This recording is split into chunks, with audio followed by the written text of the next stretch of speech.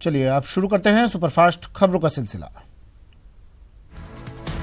प्रधानमंत्री नरेंद्र मोदी आज टोंक आ रहे हैं, जहां वो बीजेपी के मिशन 25 का आगाज करेंगे। रैली के जरिए पीएम मोदी चुनावी हुंकार भरेंगे। पीएम के अलावा पूर्व मुख्यमंत्री वसुंधरा राजे, केंद्रीय मंत्री प्रकाश जावड़ेकर भी संबोधित करेंगे। वहीं प्रदेश अध्यक्ष मदन लाल सैनी, नेता प्रतिपक्ष गुलाब चंद कटारिया सहित पार्टी के सभी प्रदेश पदाधिकारी और वरिष्ठ नेता शामिल होंगे। पीएम की होने वाली रैली के लिए तैयारियां पूरी कर ली गई हैं। शहर बैनर पोस्टर से पट चुका है, तो बीजेपी ने रैली में 1.5 लाख लोगों को जुटाने का लक्ष्य रखा। 70 साल में किसी भी पीएम की होने वाली इस पहली रैली को लेकर नेता और कार्यकर्ता खासे उत्साहित नजर आ रहे हैं। स्थानीय सांसद का दावा है कि टोंक की धरती से टारगेट 25 का शुभारंभ होगा। पीएम के दौरे को लेकर सुरक्षा के पुख्ता इंतजाम किए गए हैं। इसको लेकर 10 आईपीएस, 70 से अधिक आरपीएस अधिकारी और 5000 से अधिक पुलिस और आरएसी के जवान ड्यूटी में तैनात रहेंगे। पीएम मोदी 26 फरवरी को चूरू आएंगे। जिला मुख्यालय के पुलिस लाइन मैदान में होने वाले आमसभा के कार्यक्रम में पीएम मोदी शामिल होंगे। कांग्रेस अध्यक्ष राहुल गांधी आज दिल्ली यूनिवर्सिटी के छात्रों से संवाद करेंगे। इस संवाद के जरिए राहुल गांधी छात्रों को वर्तमान सियासी हालात से रूबरू करवाएंगे और उनके सवालों के जवाब देंगे। राहुल गांधी शुक्रवार को आंध्र प्रदेश के तिरुपति बालाजी मंदिर में दर्शन करने के लिए पहुंचे थे। भगवान के दर्शन के लिए राहुल गांधी ने तिरुमाला पहाड़ियों की तलहटी में स्थित अलीपीरी से अपनी यात्रा की शुरुआत की और मंदिर पहुंचने के लिए लगभग 9 किलोमीटर की दूरी पैदल और 3500 सीढ़ियों की चढ़ाई की। पुलवामा हमले को लेकर अमेरिकी राष्ट्रपति डोनाल्ड ट्रंप ने कहा है कि भारत और पाकिस्तान के बीच इस समय संबंध बेहद खतरनाक दौर से गुजर रहे हैं। उन्हें लगता है कि इस वक्त भारत कुछ बड़ा करने की सोच रहा है। वाशिंगटन स्थित ओवल ऑफिस में पत्रकारों से ट्रंप ने कहा कि भारत ने अभी अपने 50 लोगों को खोया है। इसके बारे में कई लोग बात कर रहे हैं, लेकिन यहाँ बहुत नाजुक बैलेंस चल रहा है। अभी जो कुछ कश्मीर में हुआ है, इस वजह से इस वक्त भारत पाकिस्तान के बीच काफी दिक्कतें हैं और ये पाक के लिए बहुत खतरनाक है। अमेरिका के न्यू जर्सी और न्यूयॉर्क में भारतीय मूल के लोगों ने पुलवामा आतंकी हमले के खिलाफ जोरदार प्रदर्शन किया है। इस प्रदर्शन के दौरान भारतीय मूल के लोगों ने विश्व समुदाय से पाकिस्तान के खिलाफ कार्रवाई करने की मांग की। भारत ने आसियान के देशों से आतंकवाद के खिलाफ लड़ाई में भारत का साथ देने की अपील की है। शुक्रवार को भारत आसियान एक्सपो और सम्मेलन के समापन समारोह को संबोधित करते हुए केंद्रीय गृह मंत्री राजनाथ सिंह ने कहा कि आसियान देशों को आतंकवाद के खिलाफ भारत की लड़ाई को समर्थन देना चाहिए। पुलवामा आतंकी हमले के बाद से पाकिस्तान दहशत में है और इसी दहशत में उसने शुक्रवार को बहावलपुर में जैश ए मोहम्मद के मुख्यालय को अपने कंट्रोल में ले लिया है। माना जा रहा है कि जैश का सरगना मसूद अजहर यही है और उसकी सुरक्षा बढ़ाने के लिए ये कदम उठाया गया है। Government of Pakistan Twitter handle से किए गए ट्वीट में प्रवक्ता के हवाले से कहा गया है कि सरकार ने उस कैंपस को अपने नियंत्रण में ले लिया है जिसमें मदरसतुल शबीर और जामा मस्जिद सुभान अल्लाह है। इस समय पाकिस्तान के पंजाब प्रांत की पुलिस कैंपस की सुरक्षा में लगी है। जम्मू कश्मीर के अलगाववादी नेता यासीन मलिक को शुक्रवार की देर रात उनके मैसूमा निवास से हिरासत में ले लिया गया है। खबरों के मुताबिक उन्हें फिलहाल कोठीबाग पुलिस स्टेशन में रखा गया है। अनुच्छेद 35A पर सुप्रीम कोर्ट में सुनवाई शुरू होनी है। ऐसे में सुरक्षा बलों ने एहतियात के तौर पर यासीन मलिक के खिलाफ ये कार्रवाई की है। गृह मंत्रालय ने अर्धसैनिक बलों की 100 और कंपनियों को जम्मू कश्मीर भेजा है। इसमें सीआरपीएफ की 35, बीएसएफ की 35, एसएसबी की 10 और आईटीबीपी की 10 कंपनियां शामिल हैं। भारतीय क्रिकेट कंट्रोल बोर्ड बीसीसीआई ने विश्व कप में पाकिस्तान के साथ मैच नहीं खेलने का फैसला सरकार पर छोड़ दिया है। हालांकि बोर्ड ने इस बारे में अंतर्राष्ट्रीय क्रिकेट परिषद को एक पत्र लिखकर अपनी चिंताओं से अवगत भी करवा दिया है। असम के गोलाघाट में जहरीली शराब पीने से 57 लोगों की मौत हो गई, जबकि 65 से ज्यादा लोग बीमार हो गए। वहीं मरने वालों में कई महिलाएं भी शामिल हैं। बीमार लोगों को जोराहट मेडिकल अस्पताल में भर्ती करवाया गया है। जहरीली शराब पीने से हुई मौतों के मामले में पुलिस ने संजू उरांग नाम के शराब विक्रेता को गिरफ्तार किया है। लोकसभा चुनाव में कांग्रेस घर घर कांग्रेस अभियान के जरिए बीजेपी को घेरने की तैयारी कर रही है। घर घर कांग्रेस अभियान बीजेपी के भारत के मन की बात की काट के तौर पर होगा। 25 फरवरी तक सभी विधानसभा क्षेत्रों का ट्रेनिंग प्रोग्राम पूरा होने के बाद कांग्रेस कार्यकर्ता घर घर जाकर लोगों से संपर्क करेंगे। अभियान के लिए घर घर कांग्रेस ऐप भी तैयार किया गया है। घर घर कांग्रेस अभियान के दौरान कांग्रेस आक्रामकता के साथ केंद्र और बीजेपी पर हमले करेगी। चुनाव से पहले बीजेपी को सवालों के जरिए घेरने की रणनीति बनाई गई है। बाड़मेर जैसलमेर के प्रभारी मंत्री बीडी कल्ला ने बायतू विधानसभा की अहम बैठक ली। बैठक में लोकसभा चुनाव पर मंथन किया गया। जिला प्रभारी मंत्री गोविंद सिंह डोटासरा ने हनुमानगढ़ जंक्शन के सर्किट हाउस में जिला स्तरीय अधिकारियों के साथ बैठक की और दिशा निर्देश दिए। उदयपुर प्रवास पर रहे सामाजिक न्याय एवं अधिकारिता मंत्री मास्टर भंवरलाल मेघवाल ने कई कार्यक्रमों में शिरकत की। मेघवाल ने इस दौरान अनुसूचित जाति निगम की ओर से आयोजित हो रहे जागरूकता शिविर में भी हिस्सा लिया। विधानसभा चुनाव की जीत से उत्साहित कांग्रेस अब लोकसभा चुनाव को फतेह करने में जुट गई है, जिसके चलते कोटा में दक्षिण विधानसभा का शक्ति प्रोजेक्ट प्रशिक्षण शिविर आयोजित हुआ। आगामी लोकसभा चुनाव की तैयारी में जुटी कांग्रेस ने अपने बूथ अध्यक्षों को मजबूत करने के लिए प्रदेश भर में प्रोजेक्ट शक्ति प्रशिक्षण कार्यक्रम शुरू किया। सिरोही लोकसभा चुनाव को ध्यान में रखते हुए कांग्रेस कमेटी की ओर से शक्ति प्रोजेक्ट के तहत सिरोही विधानसभा क्षेत्र के बूथ अभिकर्ताओं का प्रशिक्षण शिविर आयोजित किया गया। सवाई माधोपुर के कलेक्ट्रेट सभागार में मंत्री टीकाराम जूली ने जिले के अधिकारियों की बैठक ली। मंत्री जूली ने विभिन्न विभागों की विकास योजनाओं की गहनता से समीक्षा की। Sawai Madhopur collector doctor SP Singh ने केंद्र सरकार द्वारा लघु और सीमांत कृषकों के लिए शुरू की जा रही किसान सम्मान निधि योजना के संबंध में कलेक्ट्रेट सभागार में बैठक ली। सवाई माधोपुर जिले के गंगापुर सिटी कस्बे में मेरा बूथ मेरा गौरव कार्यक्रम आयोजित किया गया। कार्यक्रम में मंत्री टीकाराम जूली ने शिरकत की, साथ ही कई कांग्रेसी कार्यकर्ता भी इसमें शामिल हुए। दौसा में कांग्रेस की ओर से सिकराय विधानसभा क्षेत्र के कार्यकर्ताओं के लिए बूथ स्तरीय अभिकर्ता प्रशिक्षण शिविर का आयोजन किया गया। उदयपुर में राजस्थान मेडिकल रिलीफ सोसाइटी की बैठक आयोजित हुई। आरएनटी मेडिकल कॉलेज सभागार में आयोजित हुई इस बैठक में जिले में बेहतर स्वास्थ्य सुविधाओं को व्यवस्थित रूप से चलाने पर चर्चा हुई। कांग्रेस ने झालावाड़ लोकसभा क्षेत्र को लेकर बीजेपी पर निशाना साधा। कांग्रेस नेता प्रमोद शर्मा ने एक प्रेस वार्ता में सांसद दुष्यंत सिंह पर हमला बोला। बीजेपी के राष्ट्रव्यापी आह्वान पर बीकानेर में आयोजित प्रबुद्धजन सम्मेलन में मुख्य अतिथि केंद्रीय मंत्री मनसुख भाई मांडविया ने शिरकत की। जयपुर में पीएम मोदी के देशव्यापी कार्यक्रम की तैयारियों को लेकर प्रदेश बीजेपी आईटी विभाग की प्रदेश कार्य समिति की बैठक हुई। कार्यकर्ताओं को सोशल मीडिया पर अभद्र टिप्पणी न करने की हिदायत दी गई। प्रदेश के नए मंत्रियों के सरकारी आवासों की मरम्मत के लिए पीडब्ल्यूडी के पास पैसा नहीं है, जिसके चलते विभाग ने करीब 4 करोड़ रुपए का प्रस्ताव सामान्य प्रशासन विभाग को भेजा है। उप मुख्यमंत्री सचिन पायलट के बंगले के लिए पीडब्ल्यूडी ने 70 लाख रुपए का बजट मांगा, जो मंजूर हो गया। साथ ही यूडीएच मंत्री शांति धारीवाल, शिक्षा मंत्री गोविंद सिंह डोटासरा, ऊर्जा मंत्री बीडी कल्ला के बंगले के लिए प्रस्ताव पहले ही मंजूर किए जा चुके हैं। खेल मंत्री अशोक चांदना का थप्पड़ कांड थमने का नाम नहीं ले रहा। प्रदेश भर में बिजली कर्मचारी सरकार और मंत्री चांदना के खिलाफ लामबंद हैं। कोटा में दूसरे दिन भी बिजली कर्मचारियों ने कार्य बहिष्कार किया। बिजली कर्मचारी चीफ इंजीनियर कार्यालय के बाहर धरने पर बैठे रहे। बिजली कर्मचारियों ने मंत्री अशोक चांदना के खिलाफ एफआईआर दर्ज करने, मंत्री चांदना को गिरफ्तार करने और तत्काल मंत्री पद से हटाने की मांग की है।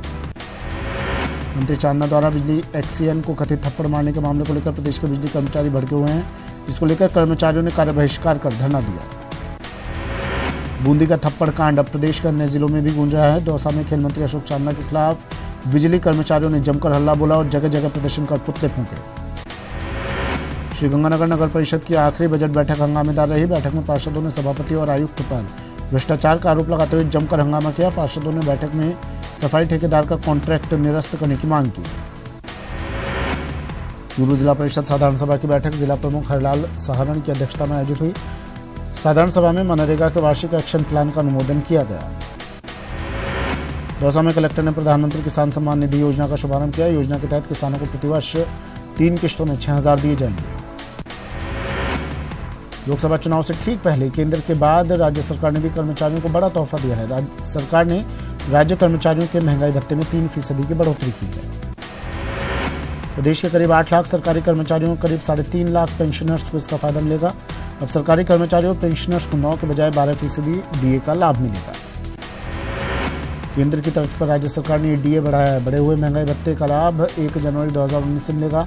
सरकार के इस निर्णय से कर्मचारी वर्ग में खुशी की लहर है। इससे सरकारी खजाने पर खासा भार पड़ेगा।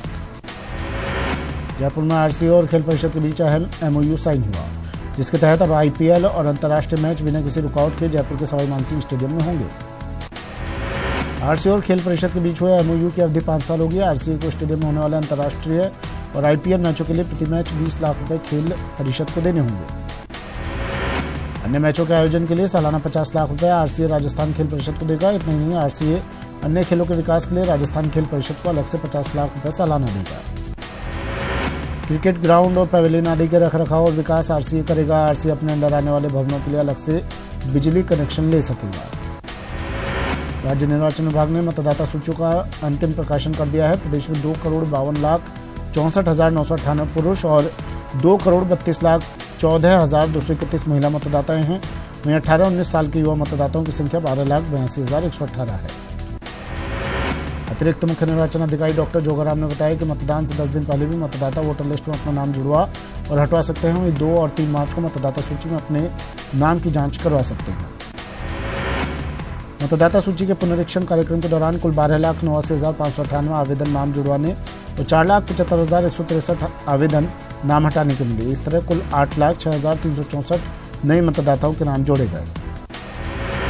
भारत निर्वाचन आयोग के निर्देशानुसार जिला निर्वाचन अधिकारी आनंदी ने उदयपुर में राजनीतिक दलों और मीडिया प्रतिनिधियों के साथ मीटिंग की। आगामी लोकसभा चुनाव की तैयारियों को लेकर भरतपुर के मिनी सचिवालय सभागार में बैठक आयोजित हुई। बैठक में राजनीतिक दलों के जनप्रतिनिधि और मीडिया कर्मी मौजूद रहे। झुंझुनू लोकसभा सीट की 8 विधानसभा सीटों में से 7 विधानसभा सीटों में पिछले चुनाव के मुकाबले 2 लाख ज्यादा मतदाता इस बार अपना सांसद चुनेंगे।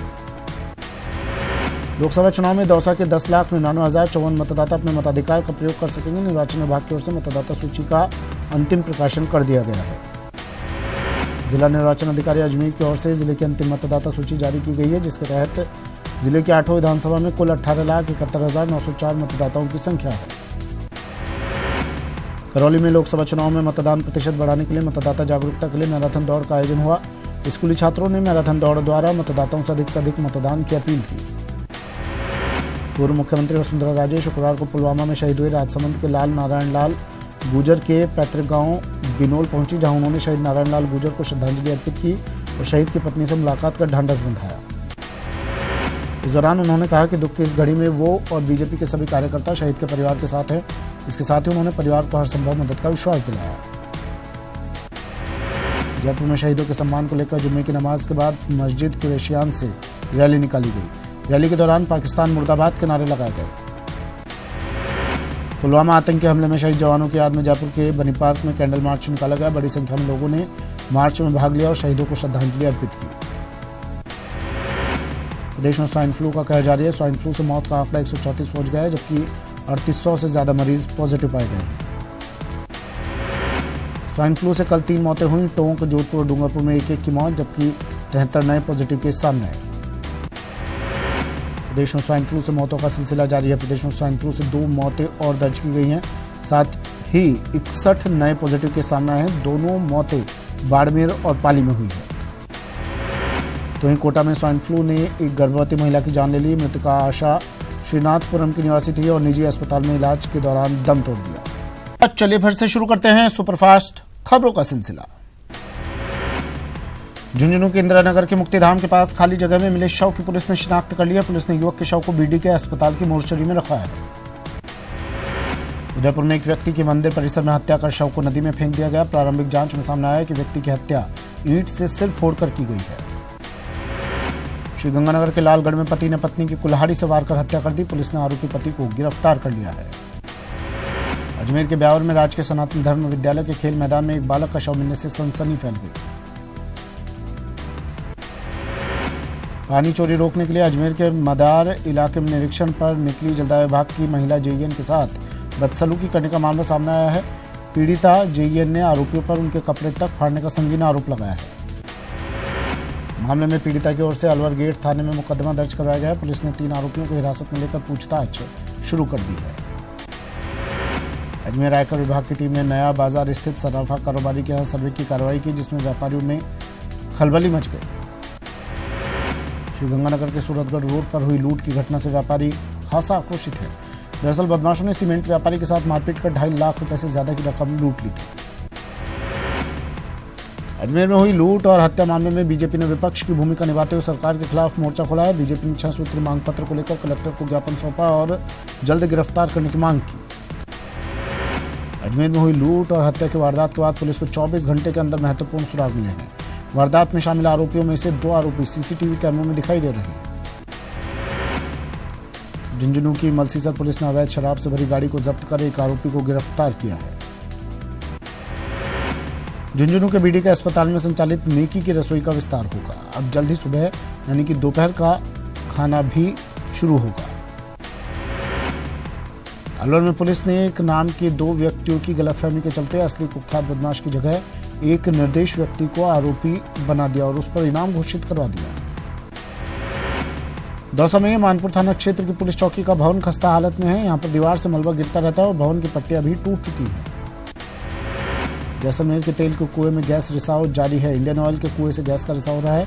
डांडेवाला इलाके में ये इंडियन ऑयल के कुएं में रिसाव हो रहा है। तेल के कुएं में गैस का रिसाव होने से आसपास के इलाके में दहशत का माहौल है। इंजीनियर लगातार रिसाव को रोकने के प्रयासों में जुटे हैं। जैसलमेर के डांडेवाला में पिछले 3 दिनों से कुएं से गैस रिसाव जारी है, जिसे रोकने के लिए तकनीकी विशेषज्ञों ने मोर्चा संभाल रखा है। करौली में बेकाबू होकर टेम्पो पलटने से 3 महिलाओं सहित 4 लोग घायल हो गए। घायलों को करौली चिकित्सालय पहुंचाया गया। नागौर के पर्वतसर मेगा हाईवे बाईपास पर रोडवेज बस और डंपर में भिड़ंत हो गई। हादसे में डंपर चालक की मौके पर ही मौत हो गई। बस में सवार करीब 11 यात्री घायल हो गए। करौली के पूर्व कलेक्टर अभिमन्यु कुमार द्वारा अभियोजन स्वीकृति जारी नहीं करने के मामले में अतिरिक्त जिला सत्र न्यायाधीश हेमराज गौड़ ने तीखी टिप्पणी की है। राजस्थान हाईकोर्ट ने जैसलमेर के विलेज कुलधरा के मॉन्यूमेंट्स में बदलाव करने और वहां पर दिल्ली मुंबई के निजी एनजीओ के माध्यम से कमर्शियल एक्टिविटीज शुरू करने को चुनौती देने वाली याचिका पर सुनवाई की। आयुर्वेद विश्वविद्यालय में प्रोफेसर पद पर पदोन्नति के नियम में संशोधन को चुनौती देने को लेकर डॉक्टर गोविंद प्रसाद की याचिका पर हाईकोर्ट में सुनवाई हुई। करौली में खाद्य सुरक्षा में राशन के गेहूं नहीं मिलने से नाराज गुडला गांव के ग्रामीणों ने कलेक्ट्रेट पर प्रदर्शन कर रसद अधिकारी को ज्ञापन सौंपा। पुलवामा हमले के बाद देश भर के दूसरे हिस्सों में कश्मीरियों को परेशान करने का आरोप लगाया जा रहा है। यह आरोप साहित्यकार रणवीर सिंह ने आरएसएस और बजरंग दल पर लगाया है। बीकानेर में हिमालय परिवार की ओर से 25 साल पहले पाक अधिकृत कश्मीर को लेकर संसद में पारित प्रस्ताव को लागू करने की मांग को लेकर कलेक्ट्रेट पर प्रदर्शन किया। क्रिमिनल और सिविल नियमों में बदलाव के विरोध में राजस्थान हाईकोर्ट मुख्यपीठ जोधपुर और अधीनस्थ न्यायालयों में वकीलों ने 1 दिवसीय स्वैच्छिक न्यायिक कार्यों का बहिष्कार किया।